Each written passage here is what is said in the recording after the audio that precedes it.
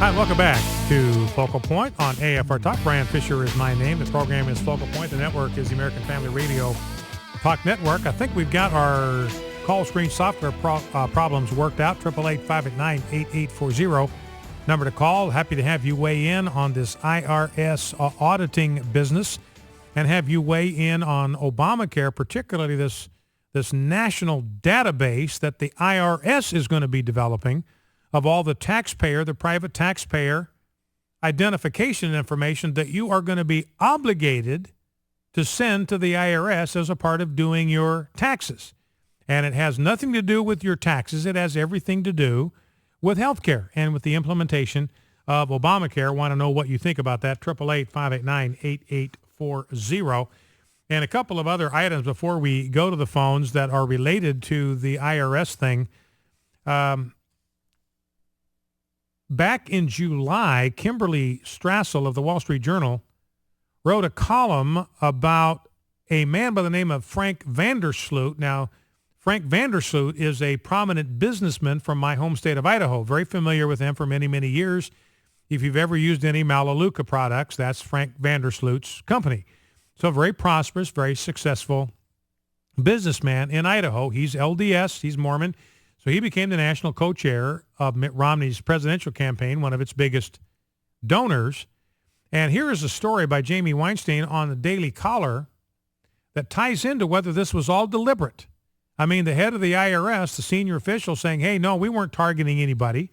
But in an interview with reporters on Friday, about a conference call with reporters on Friday afternoon, this is Lois Lerner, who said in that same conversation, by the way, that I'm not good at math. She admitted that. She said it to these employers, I'm in charge of the IRS, but I am not good at math. So there you go. Head of the IRS has no clue about math.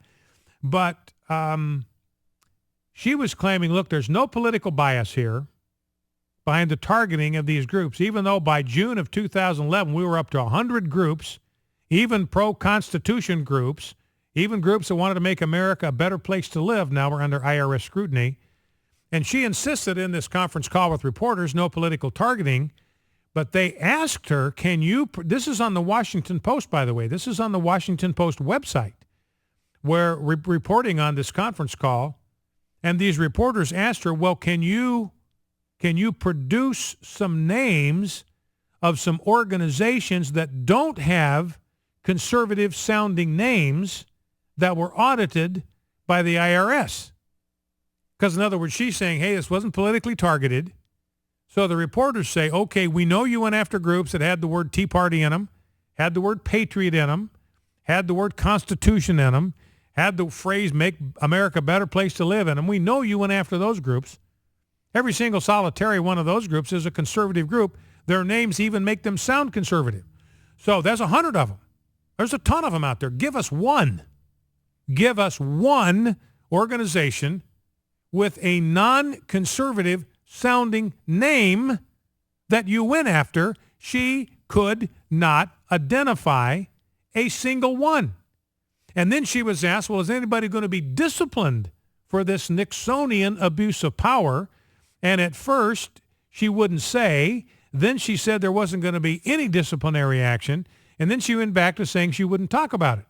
So, in other words, she realized, look, if I say nobody's going to get disciplined, which I think is going to be the case here, unless President Obama needs a sacrificial goat, a scapegoat, to bear the sins of his administration off into the desert, they may find some of these low-level flunkies at this office in Cincinnati, may trot them out to the American people and symbolically sacrifice them on the altar of President Obama's political survival. But back to Frank Vandersloot. Here's a piece from Daily Caller from today. Just months after being slimed by President Barack Obama's re-election campaign, Mitt Romney supporter and businessman Frank Vandersloot was informed that he was going to be audited not only by the Internal Retaliation Service, but by the Labor Department as well.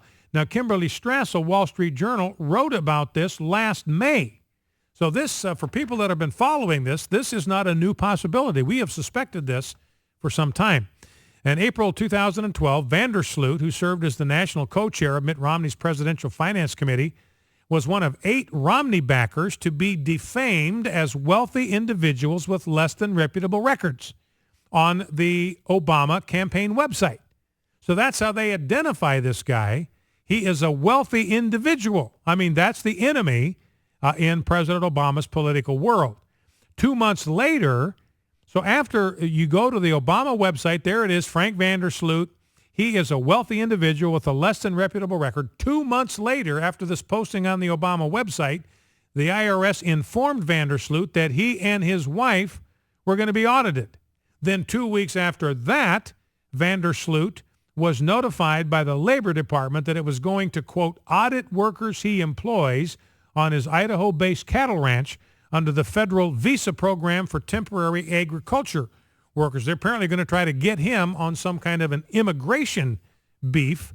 So in other words, the Obama administration finally found some immigration issue that they were willing to use their powers to crack down on, go after, and political adversary of Barack Obama.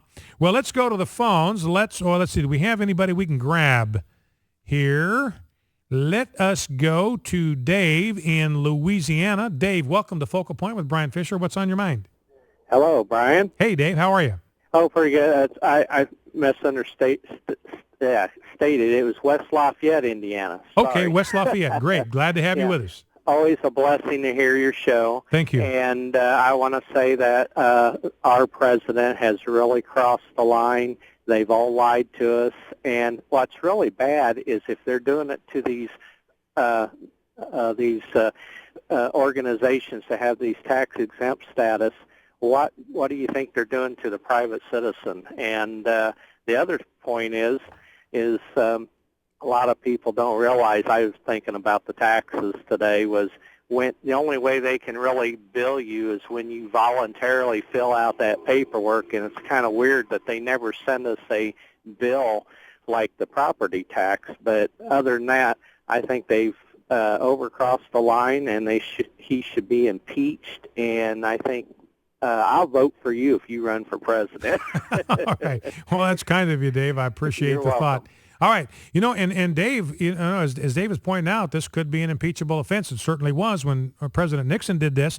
And I just walked you through the Frank Vandersloot, national co-chair of Romney's campaign. IRS went after him just as soon as he gets tagged on the Obama campaign website as a wealthy individual with a less than stellar record or whatever they said. And then the Labor Department went after him on some kind of immigration beef. I mean, 2 weeks later, within a month, he's targeted now by 2 very powerful federal agencies. Let's grab a call from Joel in Fayetteville, North Carolina. Joel, welcome to the program. What's on your mind? Hey, just like the last caller, I'm from a city named after Gerald Lafayette. I'm from Fayetteville, North Carolina. Great. Well, thanks for calling. What's on your mind?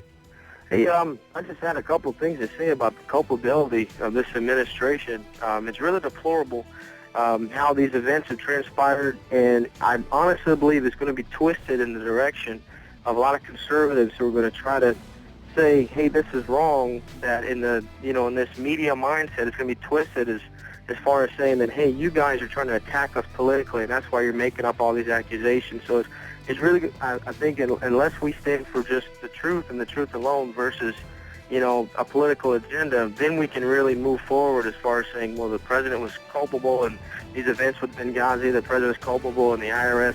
All right, Joel. Listen, Joel, like excuse me for interrupting. Up against a hard break. Did you have something else you wanted to say? Yeah. Okay, hang on over the break, and I'll get right back to you. And Joel making a good point. We'll talk about it when we get back. Focal Point AFR Talk.